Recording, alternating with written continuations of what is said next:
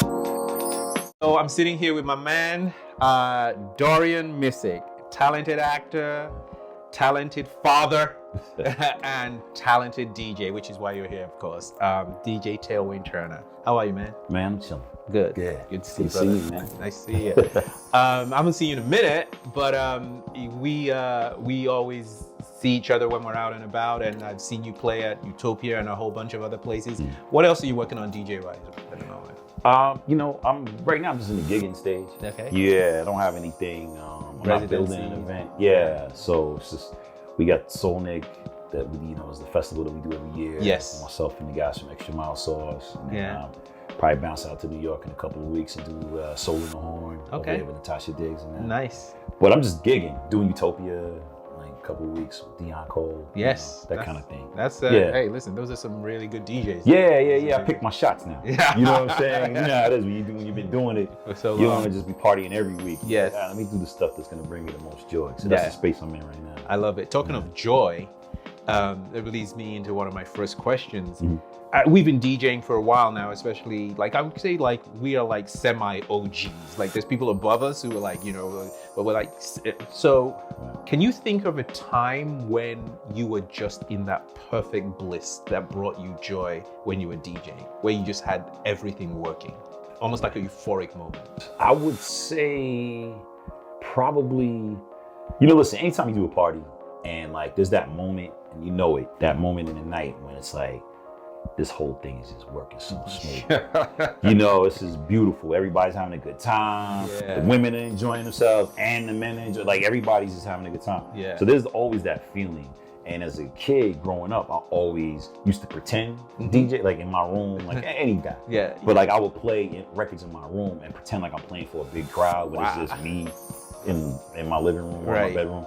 And so there are moments, and I remember, I think it was maybe the fourth Solnick, because we've been doing it for 15 years now, something like that. But the fourth one, when it was really catching heat, and we had our names on the screen coming up, and I'm really into gospel music, and so I decided I'm gonna do a 5-minute gospel set, house music, gospel set, and it turned into 15 minutes because the crowd was literally having church, and it was a moment when it changed me as a DJ, because I was this is what I always wanted to do, was have a spiritual moment, and it was literally I felt we were all just being lifted off the ground. And that feeling where I was this is exactly what I dreamt about as a child. There's a moment when you're yo, I'm living my dream at this very moment. That's the beautiful. Thing that I was imagining as a child is happening right now. People just going crazy and just, how it is when they're looking at the booth and they dancing yo, are you gonna stop or are you gonna kill me? I'm getting goosebumps just hearing it, man. You know the feeling. Oh man. It's we chase that dragon. We're chasing that feeling. Oh God. Every set. I know exactly what you mean. I had a similar moment like that where at Utopia, it was a church moment, because I just lost somebody, and I decided to do a gospel set. I was crying. Yeah. And people were feeling it and dancing. It was just magic. So that happened. I was a guest with you at your party, and it was just so great. Yeah. Same thing with me in Utopia. The night Michael K. Williams died. Man. Oh yeah. That's your man. Yeah, that's my guy. And that's literally I found out earlier that day. And this is when we were still playing in the park. Yes. In Lamar Park. Yeah. And I just remember getting up there. I don't even know if the set was that good. Yeah. To be real with you, but it was just cathartic. Yeah. And it was I needed it. And I was boo-hoo crying up there. Yeah. And a lot of people, he's a part of the dance community. Yes. So a lot of people knew and they felt it. It hit I don't know if you're familiar with Voodoo Ray. Yes. So it was kind of when Voodoo passed, that, the whole community felt it. This was another one of those moments. So I was at Utopia and I played, and I was I needed that. Yeah. I didn't realize how much I needed it, What we do is underrated. That's what I'll say. It really is underrated. My next question for you, we just talked about really powerful, blissful times. What about the times when nothing is working? What, you tried everything, and I've had some horrid times. Oh yeah, me too. What's the song or the track you go to get you out of jail? You know what? I thought about this. It depends on the crowd. Yeah. You know what I mean? Yeah. There's certain records that are just gonna save you regardless. No matter what. Yeah, you know, like if it's like a wedding, which is that's usually when I'm usually bombing because it's just you can't tell who's out there. You know what I'm saying? Like you're trying to play for somebody's mama, and the auntie want to hear this, the young kids want to hear. So it's just like the constituency is so spread out, you just don't know what you're gonna do. Almost like the Democratic Party. Yeah, you know, everybody got different, you know, needs. Yeah. So you know, sometimes I hate to say it because I laugh is when I see other DJs doing it, I'm like, yo, he's drowning. That's why he's doing it. But like a record like The Butt, something like that, get everybody going. Yeah. You know, if it's like a tamer crowd, I might go with like Stevie Wonder is Another Star. Yes. You know, like that's usually, Stevie's usually a good go-to to kind of just like clean the palate. You got me laughing. You know, get people going like, all right, where are we? Rock With You by Michael Jackson. Where you like, all right, you know, we might be okay here. Yeah. You know, if it's a younger crowd, anything by Drake. Yeah. It'll get you straight. Yeah. Any one of his love songs, not but like one of his love tunes will get you straight. There you go. Something like that usually saved me. Yeah. But I've been in some real drowning scenarios. Dude, I've been there too, man. Oh, and they're usually private events. So, I was gonna say that. Yeah, it's usually private events or like if because and you probably have the same situation where because I'm also an actor. Yeah. A lot of times I'll get booked by promoters thinking I'm gonna do like the celebrity DJ thing, which is ultimately just appearance jukebox. Yes. Yeah, you show up and you just play whatever the top 100 songs are. Yeah. And so it's not a crowd that you know. I play soulful house music. That's my groove. Yeah. You know, I met masters at work, all that type of stuff. So like when you book me and you got me in front of you know Paris Hilton kids. It's like, yo, I'm sorry, y'all gonna get an education. And I played a club in New York. I can't remember the name of the spot, but it was a total celebrity booking. It was not anything to do with my DJing, but the numbers were right. Yes. So I was like, yo, I'm gonna show up and figure this thing out. Yeah. I started off with like it was a Michael Jackson mashup though. Okay. Like not even like a straight up regular straight. It was like Michael Jackson mashup. You know, like we up there. The BPM is high as hell. And first record I played it, girl standing in front of the booth, turns around and goes, "Oh my God, are you gonna play Michael Jackson all night?" It was the first record. Give me a break. Let me I was like, this is gonna be miserable. Yes. The manager of the club was standing over my shoulder. Oh yeah, I've done that. Yelling at me, telling me what to play next. Dude. Play this. Come on, play this. Play this. Play this. I've been there. I used to play at a club on La Brea. And they booked me from the club. They saw me at the club, so they booked me from the club. And I had vinyl, so I went to this party in Beverly Hills to play. Halfway through the night, should we go buy your records? Ooh. They were going through my records, asking me to play stuff. You heard me play something. Yeah. That's what I was playing. And I wanted to replicate that for you. No. They were not feeling it. So no. You know what happens? These promoters or the organizers, event organizers, because I played like an after party for an award ceremony. Okay. Which is like, you know, big awards. Mm-hmm. Generally, you just want to stick to like the Madonnas and the Britney Spears and the Rihannas and the Janet. You want to stay in that zone with your music. Yeah. They were like, look, the guy was like, I saw you at Sonic. I need you to do what you did at Sonic. And I was like, all right, man. Yeah. Like, this crowd, he was like, nah, that's what I need. Yeah. 2 records in, man. Screaming. He's like texting me, hey, can you play Frankie Beverly? Can you do? You know? And it was cool. You know, he was like, I played the wobble. You know, I did it because it was obviously a black event. Yeah. So I played these things and it was cool, but I just was like, this is what happens, man. I'm glad I'm flexible. Yeah. If it was a record scenario, I'd have been in trouble. I was in trouble. I can't lie. I died a death, and my ego and everything just came down to this when I was leaving. I was like, am I even a DJ anymore? Really? Yeah, I rebounded quickly though. Do you find, there's a question for you, because I ask this to comedians a lot too, like, do you find that there's a freedom in bombing? Like once you've done it, you didn't die. Yeah. No babies were harmed. That's so, like, see, that's the elevated approach, and that's the approach that I should take. But the other side of me is like, will I ever get booked again? Off of one gig? Yeah. It depends on what it is. Yeah. Listen, if you bomb at the Grammys, you're done.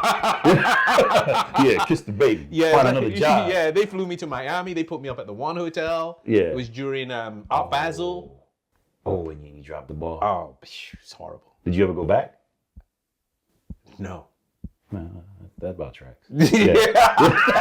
Thanks, man. No, but that's not the end of it. Yeah, I mean, ironically, I did have a regular client that booked me every year for Art Basel that I would go out to. But this was a separate client, and it was just terrible. But so tell me this: if you bomb, like the times that you bomb, if I'm assuming it's been more than once. For me, it's been multiple. Been more than once. The times I bombed, I found it's because I was playing what I thought they wanted to hear, as opposed to what was on my heart.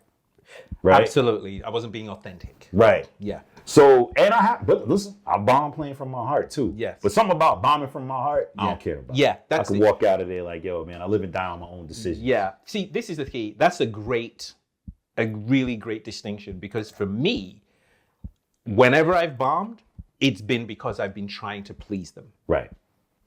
But I can't please them. Yeah, and because I've played to like 10 people and just been on a cloud high in a dive bar and just been like, yo, and people are like feeling it. 10 people, and I'm happy. But like when I have bombed, like truly bombed, it's been because I'm trying to please people. Right. You know, and that's a tough one. It's a lesson though. Yeah. It's a lesson in creativity. Yeah, and it's about staying true to who you are. And, you know, sometimes because you're chasing that dollar or whatever, you're like, got to do the thing that doesn't separate me from anyone else. Become a top 40 DJ. That's it. That's a groove. It's its own thing. It is. It's just not our thing. Yes. And you know, the other thing is it wasn't recently. It's when I discovered this thing. I never heard it before up until I started DJing a lot more commercially, open format. Yeah. I'm like, so it's basically a glorified jukebox. Whatever they tell you, whatever the crowd shouts. Yeah, definitely. We want. Okay, here we go. Play, yeah. Can you play? Yeah. Gotcha. Right? That's it. Yeah, that's it. Yeah, it's a glorified jukebox, open format. So, listen, there's guys like AM who did it with I knew him, and I mean, casually, not like properly, and that's what he literally cracked that nut. I feel like open. he invented that. Yeah, you know, and so it's like everybody's chasing that. Yeah, they don't, you know, I've seen guys do it. Well, MOS, I don't know if you know. Yeah, I know. Yeah, he was gonna come by, but he's out in Jamaica. He actually gets back today. Incredible open format. DJ. Yeah. I mean, listen, and I've done that. I mean, I'm not knocking it, but it's just like, master of all trades, jack of none. Jack of all trades, master of none. Yeah, man. It's interesting. It's wedding DJ. Yeah. To a certain extent, a lot of people do it wedding DJ style, where it's just like you go, you look at what the top 10 records are in each genre. You buy those records, you put them in a crate, and you play them. Yeah. You'll get through the night. And you match but they will never remember your name. Who that? What? Right, yeah. We had a DJ, I forgot his name. He played some decent stuff. What his name was? Yeah. But if you bomb, they'll never forget you. Yeah, I know. They'll be like, don't ever book that guy. Ooh, that's chills. Which leads me to my other question for you. What is a story you can tell us about behind the scenes? Like some stuff that, whether good or bad, because I've had some situations where like I've literally had to wait till 5 a.m. when the gig finished at 2 for the promoter to pay me. Like crazy stuff like that. Or like I'm in the middle of a really cool event in Toronto, equipment dies. And I have no idea what is going on. And everybo's looking at me because like, no matter what, it's your fault. Yeah. So do you have any kind of crazy stories like that? Yeah. This one's kind of funny. I wasn't going to tell this, but it just came to me because we're talking about bombing. So I was like, I don't want to tell a bomb story. So I always forget the names of these places, these venues. Probably best sometimes. Distant memory. So it's a club and it's a hotel in LES that had a really nice club, and I think they still probably do. And I played there a couple of times. First time I played, great party, killed it. Yeah. Second time I go to play. And I come in with a friend of mine, and he was a music producer, and he had a record that was really big at the time on an artist that was really big. And so there was some kind of discrepancy between like him with another producer about the cuts, I don't know, the splits or whatever they call it. Yeah. So the moment we walk into this venue, now I'm gonna DJ. I'm walking in, I'm not the opening DJ, I'm there to play for the rest of the night. Yeah. I go to the bar to order a drink, and there's this, cute girl at the bar. This is important enough. I'm just saying this because it's important. Okay, I was gonna say because it's important that Max had mentioned this. Okay. So there's this little small, diminutive, cute girl at the bar, and I had to step out of the way so she can get some champagne. So I say to the bartender, I'll order a drink for my friend. And I was like, I just want to take it to the booth with me. Yeah. Suddenly, I feel this bumping behind me or whatever. I turn around and there's like a fight going on. And the bartender's like, "It's your friend." And I'm like, "What?" So I turn around and I don't ask any questions because my boy's a peace-loving dude. So I'm like, if there's a fight, he didn't start it. Yeah, you're going to back him up. So immediately, I'm boom, boom, boom. We throw punches, blah, blah, blah. And then my man gets cracked in the head with a champagne glass. It's the girl, the cute girl. So I go to pick her up to get her off of him, and everybody's yelling at me, "That's a woman!" Like I'm gonna fight her. I'm like, I'm not gonna fight this lady. I'm just trying to get her off my friend. Yeah. Let's get her off. The security rushes me and my boy to the so we get some punches in, some stuff happens. They rush us to the bathroom in like the back area to kind of just calm things down. Shirt's messed up. I'm in terrible shape. I don't even know what's going on. Right. So my man is like, yeah, he's explaining to me the situation. The promoter comes in and he's like, "What's going on?" Da, da, da, da. And I was like preparing for a role at the time, so I had been lifting weights and my shirt was messed up. He's like, "Yo, you looking diesel." And I'm like, "Man, this is not the time." Appreciate you noticing, but this is not the time. I was like, "What is going on? I can't play in here." I was like, "I'm leaving, man. I'm getting out of here." Yeah. So he was like, "It's cool because the management of the place kind of wants you to leave and they don't want you back." Okay. I was like, "Dang, I ain't even play." Wow. 1 year later, almost to the day, I come back. I get booked at that venue again. Walking in, bringing my stuff. And at this point, this is before I met my wife. So at this point, I had just met my wife. So it was like the first event I'm bringing her to. Okay. So we rolling up. Get to the door and they're like, "Can't let you in." With I'm like, wifey? "Yo, but I'm DJing." It's like, "Can't let you in." What's going on? You've been banned. Damn. I was like, "Do y'all know that you sent out like flyers and promotion?" That he's like, "Yeah, I can't. I'm sorry. What can you do, man? I know it's above me." 1 year later. That is a true Tales from the B-side. And I've never played that place again. I think it still exists. I know the venue still happens. I don't know if they still do those kind of parties there anymore, but they were like, "Dude, you came in." And the guy told me, he's like, "We've never had a fight in this venue. You're the only fight." Yeah. and your wife is just like, Yeah, exactly. I mean, like, man, we were like 4 weeks into dating. Like, it was so new. Yo, you must have done something good to keep her with you, brother. She was just like, "Yo, I mean, is this gonna be our life?" And I was like, not really. But. Whoa, that's a good one. That's a really good one. Wow, that's pretty dope. Okay, and let me wrap up with this one. I mean, you kind of touched on it in the top. What can you say really got you into DJing? Like, when was that bug planted? When was that seed sown? You know? Oh, yeah. Man, probably as young as like age 7. Wow. You know, because like you said, I was saying, we were mentioning, or I talked about Frankie Crocker on the radio. And then Larry Levan was also on the radio. Yes. They would play like his sets. From what he was doing in the garage. I was obviously not old enough to go to it. Yeah, and he wasn't a radio DJ, but he had Frankie Crocker was a fan of his. Yeah. So they would like either re-record the sets or something. But I just remember hearing Larry Levan and his remixes and stuff like that on the radio.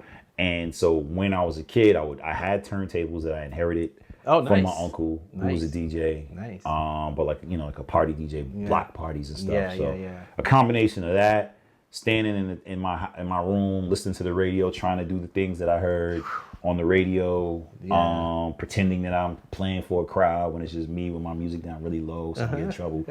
And him and my uncle BJ, who I said was also a DJ in Patterson, New Jersey, who would just let me sit when he was doing his sets, and I would pass him records. So I got really good at digging. That's dope. And knowing what to play next. Sometimes he'd ask me. Wow. So it was like early training. Cause he's 10 years older than me. So if I'm 7, he's 17. Got you. So he's doing like block parties and things like that. So it was a combination of that and just block party culture in general on the East Coast was like, it was a big deal, man. And the DJ was the star of the block party. Yeah. And it was that kind of culture, just being able to throw parties and do that. I was like, I want to be a part of that some way or the other. Not thinking that it was a career. Yeah. But just thinking like it's something I love doing and I want to be able to give back. Yeah. There's almost a romanticism to the way you got into DJing because like it was almost like lineage. You know what I mean? Like you were apprenticed and then you graduated. Without even knowing it. Yeah. Right. And there's something romantic about that because I probably think besides 1 or 2 DJs that I know whose parents were DJs, I don't know if there's anybody else I know who's got into DJing like that. Like, literally, here's the next record. Get me that track. You know what I mean? Like, that's literally some like lineage type shit. There's Yeah. something about that. Yeah, that's crazy. Yeah. Right? I love that. I love that because that just sets you up for knowing what's coming next, knowing how to place songs together, not just because of BPM, but just telling a story musically. Yeah, feeling out the crowd and the audience and knowing like Yeah. what that is, you know, and like watching, you know, especially at block parties, you know, where there's a vibe, you know, and like and you can't keep it up here the whole time. Because the old people will come over and start complaining. You know, there's a couple sing-alongs in there. Right, yeah. So you have to be able to like bounce from the different spaces, and that really was helpful when I got to the clubs. Yeah. You know, well, I do want to shout out Rich Medina, who's at APT, because he's the one who unknowingly got me inspired to get into the clubs, because I wasn't in clubs then. I was literally just party DJ, block party, the guy who people called because they couldn't afford the people at the club. Yeah. And plus I played an eclectic mix, which I wasn't hearing in New York clubs at the time. No. You know, you either were going to the Tunnel where it was like straight up hip hop, or you going to like Cielo or something like that where it's all house music. But it wasn't like, you know, a combination of like reggae and all. Yeah. But then when I started going to APT, it was like, you know, Rich and Bobito too. Yeah. They were like pulling from all different spaces, and the party was rocking. Yeah. So I was like, oh, so I can like go out and play this for people who aren't my friends? Man, I should think about doing this. Yeah. They took risks. Right. They took risks. They broke the mold. They took risks. And ironically, obviously, Rich being from Philly, he would come into town, and I would just remember people would just like go to see him in droves at APT, man. Yeah. Those were the good days. Man, listen, that part, there's no partying like that. That's those. I mean, you know, we morphed into some other stuff, which we got some great stuff going on right now. But there's something about that era that really like put an imprint on me. Yeah, I mean, for fear of dating myself and sounding old, if you haven't got a bottle or a table, you ain't going to a club today. Right. And that's not that pre 9/11 stuff. Well, listen, my man, Dorian Missick, Tailwind Writer, my brother. All right. Good to see you, man. It's a pleasure, man. Thanks for having me. Always, man.